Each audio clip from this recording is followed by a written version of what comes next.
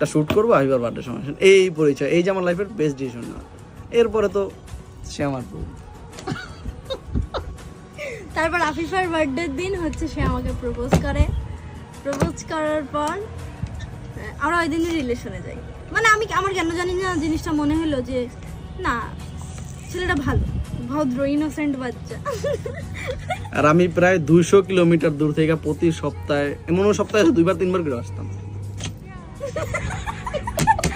বেচারা বউ পাগল, প্রেমিকা পাগল ছিল এক সময়, আর এখন হচ্ছে বউ পাগল। কারণ আমি বউ পাগল হওয়ার রিজন হচ্ছে, একটা মানুষ আমার উপরে নির্ভরশীল, মানে আল্লাহর উপর সবাই নির্ভরশীল থাকে, মানে ওই মানুষটা আল্লাহ তাআলা আমার দায়িত্বে দিয়েছে। কারণ আমি যদি মানুষটারে কেয়ার না করি, এই মানুষটারে কেয়ারটা করবে কে বলেন? এতদিন ছিল তার বাবার দায়িত্ব, মানে তার বাবার দায়িত্ব বাবা দেখাশোনা করতো। এখন যেহেতু একটা মেয়ের বিয়ের পরে তার স্বামীর দায়িত্বে থাকে, তো তার ভালো মন্দ খারাপ সব গুণ দেখার দায়িত্ব হচ্ছে আমার। এখন আপনারা যদি বলেন যেটা বউ পাগল বা যাই বলুক না, এটা ভাই আমি ঠিক আছে, আমি উঠি, আমি আমার বউকে বা আমার ফ্যামিলিকে হ্যাপি করার জন্য আমি সব কিছু করতে পারি। এবার আফিফার বার্থডে থেকে আমাদের রিলেশন শুরু হয়। তার মনে হয় 10-15 দিন আমি একটা ব্রাইডাল শ্যুট করি।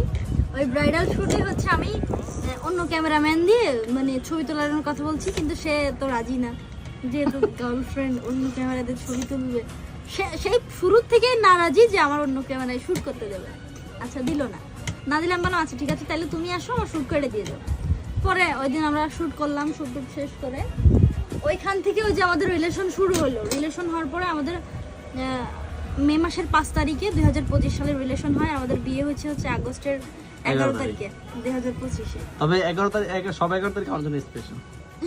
জানুয়ারি 11 তারিখে আমার বার্থডে, 11 তারিখ হচ্ছে ম্যারেজ ডে, সব 11 তারিখ, এই দুইটাই স্পেশাল ডে।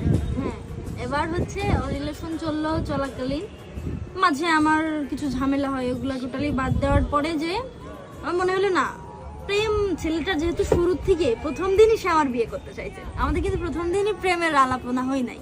প্রথম দিনই সে যেহেতু আমার বিয়ে করতে চাইছে, আমি ভাবলাম যে না, জীবনে তো প্রেম করছি, মানুষ চিনছি, মানুষ দেখছি, মানুষের সাথে চলাফেরা করছি, কে কেমন, কার মাইন্ড কেমন, এই জিনিসগুলো অনেক ভালোভাবে বুঝছি। তো সেক্ষেত্রে আমার মনে হয় যে না, বিয়ে করা উচিত। ছেলেটা যেহেতু সবকিছু জানে শুনে সবকিছু, আমার যখন রিলেশন হয় না আমাদের, তখন কিন্তু আমার পাস্ট সম্পর্কে কিছু জানে না। আমি অনেক পরে জানছি, তাও আমার মানুষ কত লেভেলের খারাপ, মানে ইনবক্সে এসে যেত।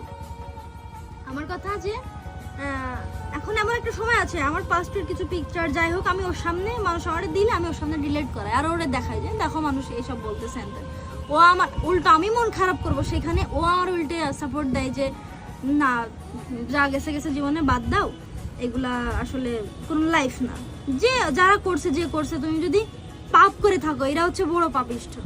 কারণ তুমি ভুল করে এটা রিয়েলাইজ করতে পারছো যে হ্যাঁ আমি ভুল করছি, আর তারা সেই ভুলের মাসল তোমার সারা জীবন দেবে, এটা তো কোনো কথা না। আমি যেহেতু তোমার পাশে আছি, সো সেক্ষেত্রে আমার মনে হয় যে তোমার দুনিয়ার কে কি বললো এটা তোমার না যাচাই করাটাই উচিত। আচ্ছা, ওই জিনিসটা বাদ দিলাম।